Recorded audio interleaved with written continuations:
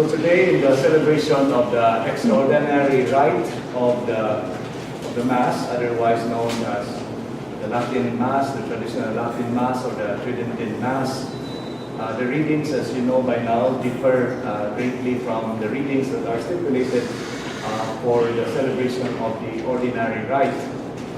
Today, in the extraordinary rite, we observe the 10th week after Pentecost, while in the ordinary rite, we observe the 19th Sunday in ordinary time.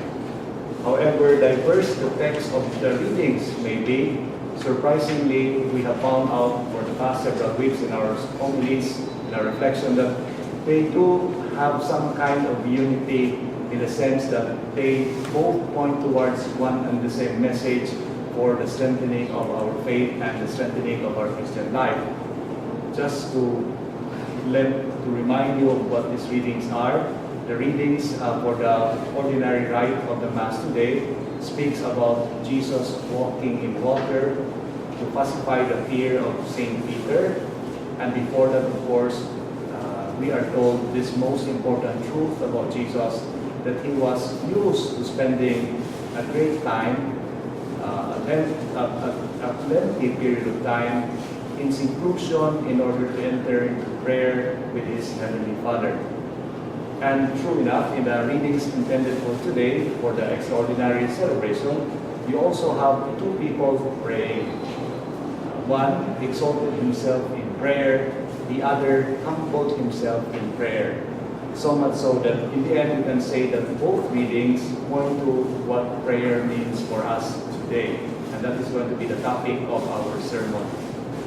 Earlier today, I was in a Mass officiated up by Bishop Pablo Ampun David, who is now the Vice President for the CBCP. And he tells this very funny story about a priest of his diocese who was not a swimmer and was one day sent by his bishop to a parish that would require him to use the boat to get across the parish and to serve the many chapels in the surrounding islands of his parish. And so in fear and trembling, he accepted it out of obedience, but knowing that he was not a swimmer, he dreaded the day when he would be riding in a boat that would capsize in water. And true enough, after less than a week of assignment, that fate fell unto him. He rowed the boat, there was some kind of strong winds, the boat capsized, and they sank. He sank together with the boat. At this time, he was screaming and shouting until somebody extended a hand towards him, in the same way that Jesus extended his hand to Peter. But instead of telling him, do not be afraid, the voice that came with the hand said, Father, please stand up because the water is only waist deep. Because the lahar, talking about the river area of Pampanga, went down. The water level of the rivers went so low that you can actually wade throughout the area without fear of drowning. To remind us, therefore, this lesson that oftentimes our greatest difficulty in life is not the dangers that we may be facing or the threats that come our way, but the fear that comes with knowing that we are facing something that is threatening. So our greatest fear is fear itself, and our greatest threat, of course, is fear itself. And for this reason, we are given a remedy to our fears, because it is an experience common to us every day. And the remedy is prayer. Jesus, in the ordinary text of the readings today, spent time in prayer to remind us that it was something that he used to do when he needed to make important decisions and when facing some kind of adversity. And how do we exactly pray? This is where the extraordinary readings come in handy. Sometimes we pray, but we are not really praying. And this is the case of the Pharisee in the readings of today. He was exalting himself before God. He was bragging about the kind of good person that he was, worthy of God's recognition before the Holy Presence. But prayer is not about our bragging rights before God. what we have done, what we have not done, and so on and so forth in comparison to those around us.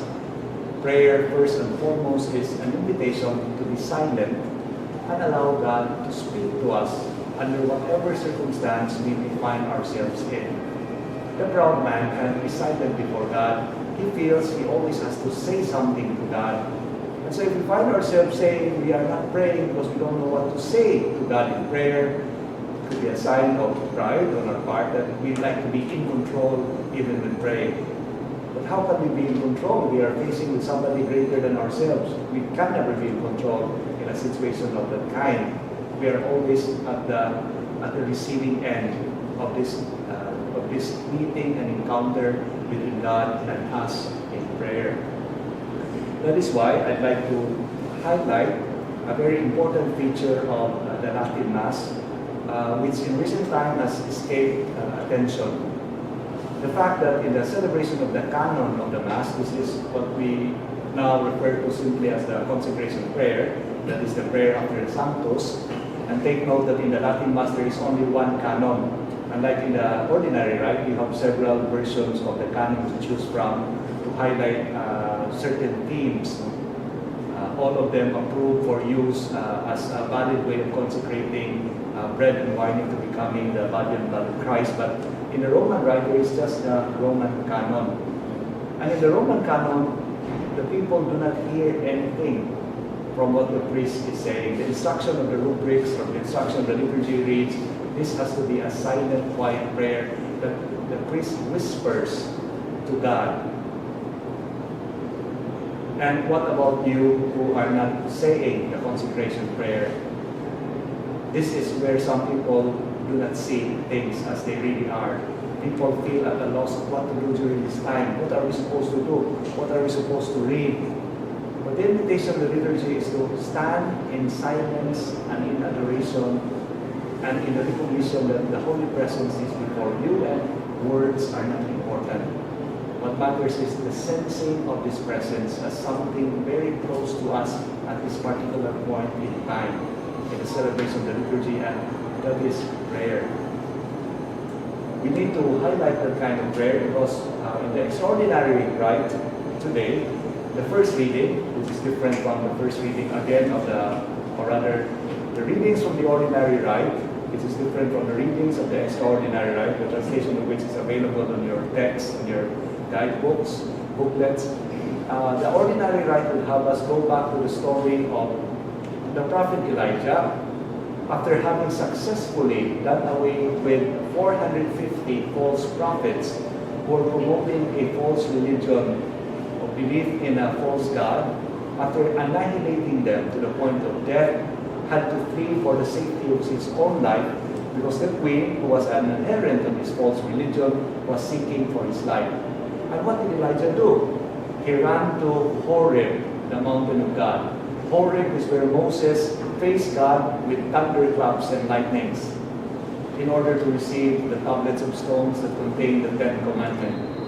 This was where God spoke with a booming voice before the whole of Israel. Elijah was expecting a similar experience, that God would speak in his loud, booming voice to drive away those who were after his life, the threat to his life. But there was no such voice, no such earthquake, no such fire, no such nothing, but just the gusting forth of some wind that brought consolation to the heat of the day. And in this seeming quiet presence of the wind, of the silent wind, Elijah was humbled to accept that God was also near, as he was in the time of Moses. It was in silence and in the seeming ordinariness of the circumstance around him that prayer happened. So when we pray, we do not expect Our Lady to appear before us. When we pray, we do not expect to get miraculous results right away. The most that we can hope for in prayer is the assurance that we are being heard because God is present. So that when we come with our problems, or when we come with our sins, we simply submit to the presence of this wonderful God who graciously allows us to commune with Him.